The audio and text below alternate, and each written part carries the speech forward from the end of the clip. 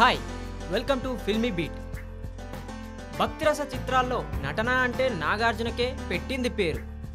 అన్నమయ్య, రామదాస్ లాంటి భక్తుడి పాత్రలో అయినా, షిరిడి సాయిబాబా లాంటి దేవుడి పాత్రలో అయినా తన నటనతో ప్రేక్షకుల్ని మెప్పించి వాటిలో కింగ్ అనిపించుకుంటాడు నాగార్జున.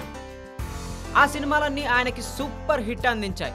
కానీ ఈ మధ్య రిలీజ్ అయిన ఓం నమో వెంకటేశాయ మాత్రం నాగార్జున అంచనాలని దెబ్బకొట్టింది. నాగార్జున కెరీర్లో అట్టర్ ఫ్లాప్ మూవీగా నిలిచిపోయింది. మొదట్లో సినిమా టాక్ బాగానే ఉన్నా కలెక్షన్లు మాత్రం పైసా రావడం లేదు. మొదటి వారం అంతా కలిపి కేవలం 7 కోట్లు మాత్రమే కలెక్ట్ చేసిందట. అయితే సినిమాకు 36 కోట్లు వస్తే తప్ప గట్టెక్కే పరిస్థితి లేదు. తొలి వారాంతం చాలా దారుణంగా ఉన్న నేపథ్యంలో రికవరీ అసాధ్యమే అంటున్నారు ట్రేడ్ వర్గాలు.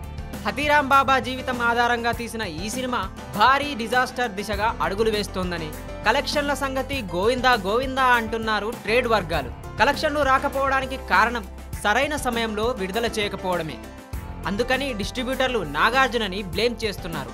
నిజాం ఏరియాలో ఈ చిత్రం రైట్స్ దిల్ రాజు 9 కోట్లకు కొన్నట్లు టాక్. ఈ సినిమా వల్ల ఆయనకు కనీసం 5 కోట్లు నష్టమనే టాక్ వినిపిస్తుంది. నాగార్జున ఈ సినిమా విషయంలో తెలిసి తప్పు చేశారని డిస్ట్రిబ్యూటర్లు ఆయన్ని ఆడిపోసుకుంటున్నారు. ఈ సినిమాను ఏదైనా పండుగ సీజన్లో గానీ, పరీక్షల సీజన్ ముగిసిన తర్వాత సమ్మర్లో రిలీజ్ చేస్తే బాగుండేదని అభిప్రాయం వ్యక్తం చేస్తున్నారు. ఉత్తరాంధ్రలో ఓం నమో వెంకటేశాయ చిత్రాన్ని గాయత్రి దేవి డిస్ట్రిబ్యూటర్ సంస్థ విడుదల చేసింది.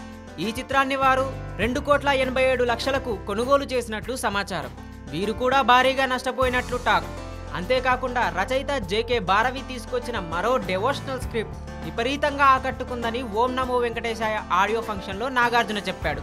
నాగార్జున హీరోగా ఇస్కాన్ ఫౌండర్ శ్రీ ప్రభుపాద జీవిత చరిత్రను తెరకెక్కించేందుకు ప్రయత్నాలు మొదలుపెట్టినట్లు సమాచారం.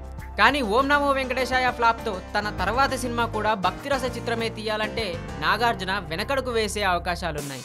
ఇప్పుడు ఆయన మళ్ళీ ఫామ్లోకి రావాలంటే ఖచ్చితంగా ఆయన అభిమానులకి ఊపునిచ్చే సినిమా తీసుకురావాల్సి ఉంటుంది. Thanks for watching Filmy Beat. Like it, share it, and please subscribe.